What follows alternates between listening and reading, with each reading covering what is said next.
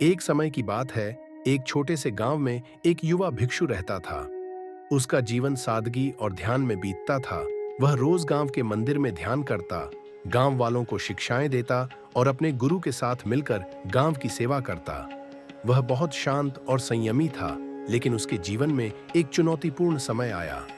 गांव में अचानक एक महामारी फैल गई, जिसने कई लोगों को प्रभावित किया। लोग बीमार पड़ने लगे और कुछ की मौत भी हो गई। गांव वाले घबरा गए और हर ओर हाहाकार मच गया।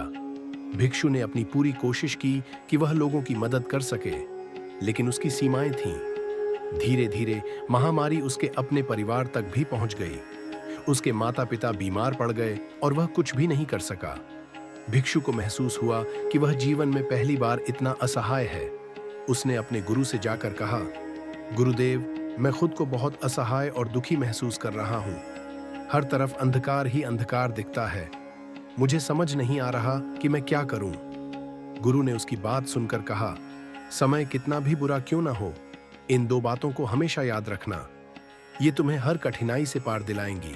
भिक्षु ने जिज्ञासा से पूछा, वो दो बातें क्या हैं गुरुदेव?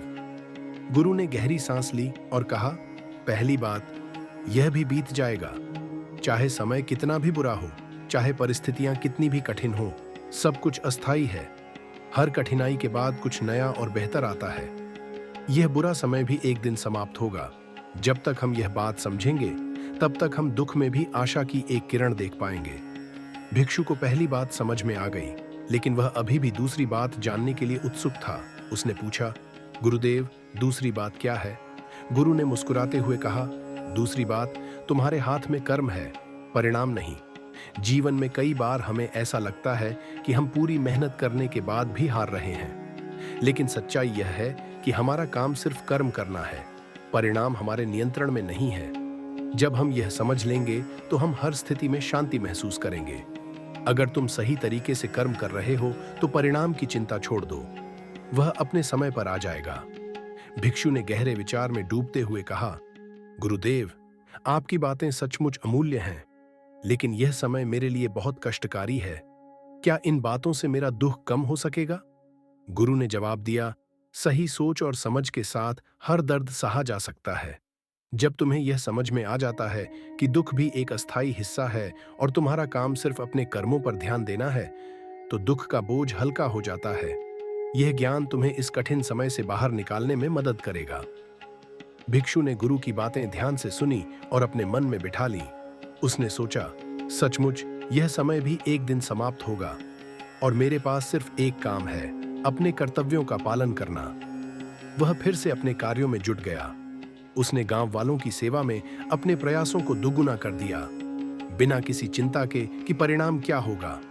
वह हर दिन अपने माता पिता और अन्य बीमार लोगों की देखभाल करता रहा, यह जानते हुए कि उसका काम सिर्फ मदद करना है, बाकी भगवान के हाथ में है। कुछ महीनों बाद महामारी ने गांव को छोड़ दिया।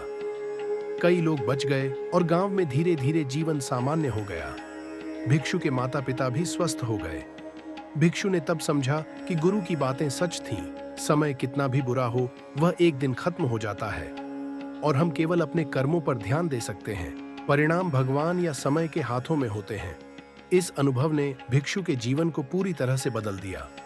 अब वह हर चुनौती का सामना करते समय इन दो बातों को याद रखता था, यह भी बीत जाएगा और कर्म पर ध्यान दो, परिणाम की चिंता मत करो। कहानी का संदेश सरल था लेकिन गहरा। जीवन में हर इंसान को किसी न किसी मुश्किल समय का सामना करना पड़ता है, लेकिन अगर हम यह समझ लें कि दुख और कठिनाई भी अस्थाई है और हमारा काम केवल सही कर्म करना है, तो हम हर मुश्किल घड़ी में शांति और धैर्य से काम कर सकते हैं। समय चाहे कितना भी कठिन क्यों ना हो, हमेशा याद रखो, यह भी बीत जाएगा और तुम्हारे हाथ में सिर्फ कर्म है।